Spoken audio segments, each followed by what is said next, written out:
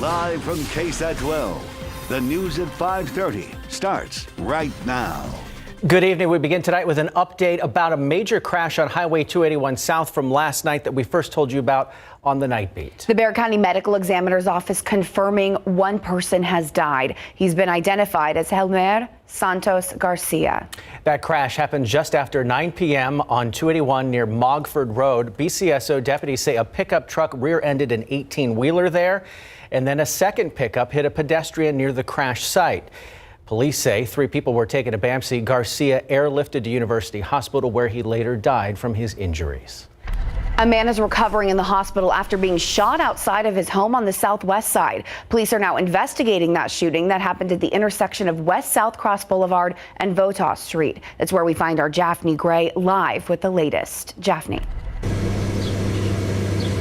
Yes, Courtney, the victim told police that he was on his property, which is right here, doing mechanical work underneath a truck when he felt a bullet hit his body. San Antonio police say the man was shot in his right thigh area while he was laying under the truck. They say that this area is a busy area, but they are unclear how the shooting even came about. We're going to continue on discussing this with the people who are here that were present before and after to try to understand some of the stories, how this might have come to be. At this time, San Antonio police say that they have no suspects or witnesses to this crime. The victim was taken to Bamsey in non-life-threatening condition. Jaffney Gray, KSAT 12 News. Thank you, Jaffney. San Antonio police believe alcohol was the cause of a crash where the driver had to be rescued by the jaws of life over on the west side. That crash happened this morning around 1 a.m. near Highway 151 and West Military Drive. Police say the driver was speeding on the frontage road of 151 when she lost control. The car then hitting a utility pole, trapping her inside. She was taken to a nearby hospital in serious condition. No one else injured in that crash. Well, here we go again. Chances for severe storms increasing as we head into the work week. Yeah, and some of those folks might start seeing that rain as early as this evening. Yeah, let's check in with Katie Blake, who's tracking the latest. Katie. Thanks, guys. Yeah, we are on the southern end of a severe thunderstorm watch that extends up into central and north Texas. But Comal County, Kendall County, Kerr County, and points north, you are under a severe thunderstorm watch until 10 p.m. this evening. Nothing really happening here on radar, but there is some action up in central and north Texas. We've got a lone thunderstorm there well to the north of Fredericksburg, but a lot of activity is north of the Bryan College Station area at this hour. So a few showers and storms possible tonight, mainly in the hill country. Most of us, though, will miss out on rain tonight. That will change as we get into Monday and Tuesday with heavy rain and some severe thunderstorms possible. We'll talk more about what you can expect over the next few days and in the week ahead coming up in the full forecast. Thank you so much, Katie. See you in a bit. One thing that still remains more than a year after COVID hit is the low blood supply. The South Texas Blood and Tissue Center still says they're in desperate need, and they're continuing to host blood drives throughout the community, including one today in Windcrest. Alicia Barrera talked to a woman whose husband needs consistent transfusions and depends on community blood donations to survive. It all started with a silent call for help. All I did was put in a prayer request, and they ran with it. Carol Hobaugh wanted prayer warriors for her husband, Dr. Don Hobaugh, who suffers from severe anemia and kidney disease. With each pump today, friends of the Windcrest United Methodist Church and Windcrest Fire Department hope they can save people like Don. On some visits to his doctor's office, he's sent home before he even gets the transfusion he needs. It gets very scary because when we were at the hospital one day and I expected Don to get a second unit of blood, I said to the nurse, aren't we going to get a second unit? And they said, your doctor didn't order it, let us double check. Carol was told that due to extremely low blood supply at banks like the South Texas Blood and Tissue Center, a second transfusion often isn't ordered. I think until it affects you personally, you don't feel like it affects you. And I mean, this is someone that's loved by a great many people. He and his wife both are very big in our church. They're very devout. Don is scheduled for another blood transfusion this week.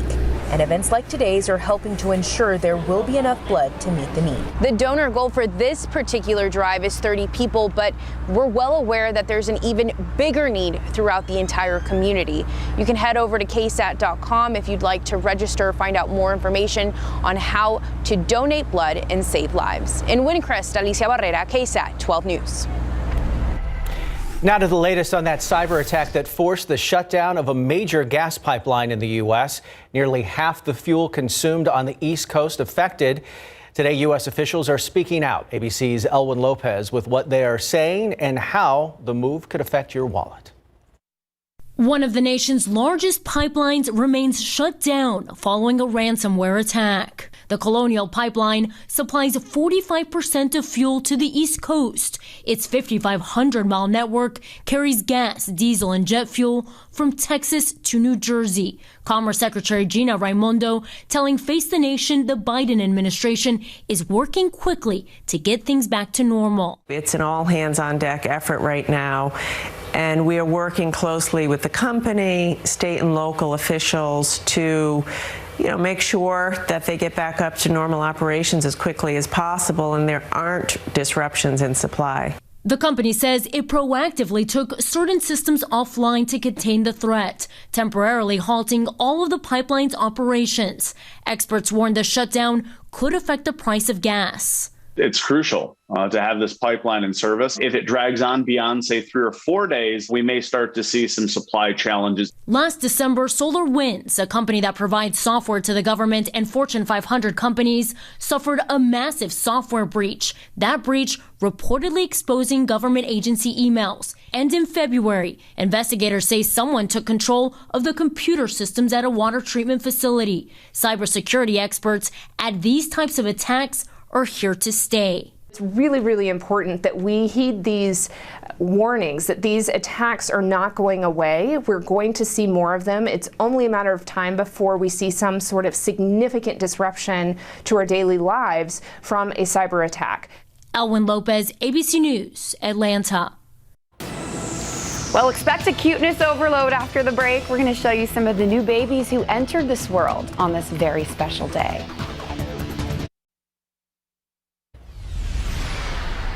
Some might argue it's the perfect Mother's Day gift. We're talking about the day your baby arrives. And that perfect gift happened for several new moms throughout San Antonio today. Oh, don't cry. Don't cry. Oh, this is video from St. Luke's Baptist Hospital. Did you know the Mother's Day holiday was created in 1914? One local mom says today was one for the books. Best Mother's Day gift ever, and one I won't forget. He came pretty fast. No epidural. Oof. Welcome to the world, baby Armando. You got a brave mama, along with all the other 15 babies born so far at various St. Luke's Baptist hospitals today. Congratulations and happy Mother's Day to all the moms out there and future mom right next to me. Oh, thank you. Guys, so crazy. Sorry it's so hot today, mothers. Yeah, a little muggy out there. Very toasty out there, and yes, very humid. We're going to keep things warm and muggy into the start of the upcoming work week. That's storm fuel, that's instability, and that is going to play into chances of some severe storms possible Monday into Tuesday. We'll get to, here's the pollen count. Mold moderate today, grass and pecan are low. A look at those storm chances coming up next. Well, on this muggy Mother's Day, hopefully you found someplace cool to hang out with Mom. Judging by the lines at HEB this morning, Mom got pretty spoiled. Yeah, my goodness. I have never seen so many. Maybe they do that every year and I just don't go on Mother's Day. But it was a madhouse this morning. Roses right in your face. A lot of crowded restaurants last night, too. Yeah. I noticed that. So, yeah, hope Mom had a great day today. As we look ahead to the new week, our forecast focus turns to chances of rain, specifically some storms that could be severe. So here's the next few days, how they'll play out. Monday, afternoon and evening storms, a 40% chance of storms, mainly in the evening, late in the evening, but some isolated afternoon storms will be possible as well. Any storms tomorrow could be severe. We're also looking at some severe storms possible on Tuesday, more of a scattering of storms then. And then by Wednesday, things will start to wind down. We'll likely just be left with some isolated showers, plenty of clouds cloud cover, but our severe threat does look to drop by the middle of the week. But we'll have to keep an eye on the sky for the next couple of days. 88 now at the airport, 96 in Pleasanton, Del Rio 105. That's a new record high temperature for you today, even 93 up in Rock Springs. So very hot out there. A big reason why Del Rio, Rock Springs have jumped up. You have a little bit of dry air moving in behind the West Texas dry line. The rest of us are stuck in very, very muggy air. And again, it's that hot, humid air that creates instability or fuel for storms. So I mentioned off the top of the newscast here, we do have a few hill country counties in a severe thunderstorm watch until 10 p.m. That's Comal over to Kendall County and then points north all the way up to Gillespie and Blanco counties. I wouldn't be surprised if you're dropped from that watch a little bit early. Things really haven't materialized here along the I-35 corridor. Nonetheless, there is a lot of thunderstorm activity up east of Waco near Bryan College Station, and this lone, now severe thunderstorm still north of Gillespie County. I'll keep an eye on this storm as the evening goes on. If you're in Gillespie County, Fredericksburg, even Blanco and Kerrville, keep in mind you could see what's left from this storm here. Try to drop down to your area this evening. After we get past sunset, a lot of these storms are going to lose their fuel, but notice through 9 p.m. this Futurecast model does bring leftovers of that storm down to Gillespie County and Fredericksburg. So something to keep in mind for our hill country counties. The rest of us, it's just going to be warm and muggy tonight. Through early tomorrow morning, we'll bring back the clouds. It's going to be a gray, muggy start to the day tomorrow. Temperature-wise, mid-70s to start. Very humid with some patchy fog and drizzle around early in the day tomorrow as well. As we get into tomorrow afternoon, expecting a lot of clearing for a lot of us, so we'll see some sun. That'll heat us up, but again, more instability, more fuel for storms. And by tomorrow afternoon, we could see some isolated strong storms west of 35. That'll be in the afternoon, more isolated activity through Monday afternoon. Then Monday evening after sunset, things will become a bit more scattered. Here's tomorrow's severe weather risk. A lot of the areas at a 1 on a 1 to 5 scale, but areas along and west of 35 from San Antonio, Bexar County, all the way out to the border in Del Rio, a 2 on a 1 to 5 scale. Any storms that get going could have some large hail, also some damaging winds. So we're looking at kind of all modes of severe weather here as we get into tomorrow. So isolated strong to severe storms Monday afternoon, and then becoming more scattered in nature after sunset. And again, a lot of this activity is going to originate out west of 35 for some of our westernmost counties. This model brings the leftovers of those storms to the I-35 corridor and through San Antonio through the overnight hours Monday into early on Tuesday. And we'll keep a scattering of showers and storms around throughout the day on Tuesday as a slow moving cold front drops through the area. So once we start to see these storms kick off on Monday, there will be thunder around essentially all through the day Tuesday, wrapping up on Wednesday. Of course, we'll keep you updated when it comes to the severe weather. We'll have alerts for you live streaming here on air on our KSAT weather app when necessary. But this is another shot at some beneficial rainfall through Wednesday evening. A lot of us 1 to 2 inches of rain possible. These purple colors here indicate areas that could see more than 2 inches of rain over the next few days. So along with that concern for severe weather, some locally heavy rain will be possible. I can't rule out some isolated flooding issues. So we'll be here to keep you updated the next couple of days. Another look at your Monday. Fog and drizzle in the morning, warm and very muggy as we head into the afternoon. Some isolated storms could begin to pop up, and they could easily become severe. Then a scattering of strong to severe storms Monday evening that will continue into Monday night and Tuesday, with rain chances beginning to wrap up on Wednesday. After that, back half of the week looks pretty quiet, but maybe some more rain by next weekend, guys. Right. Take it. That's a lot to look forward to. We'll keep updated with you. Thank you. All right, Larry, the Blazers blazed past the Spurs in Portland last night. Yeah, I'll tell you what, Dame got hot, CJ got hot for the Blazers, and the Spurs could not grab a rebound when it mattered, and it cost them in the end. And Reagan's Jasmine Montgomery is very, very fast. Coming up.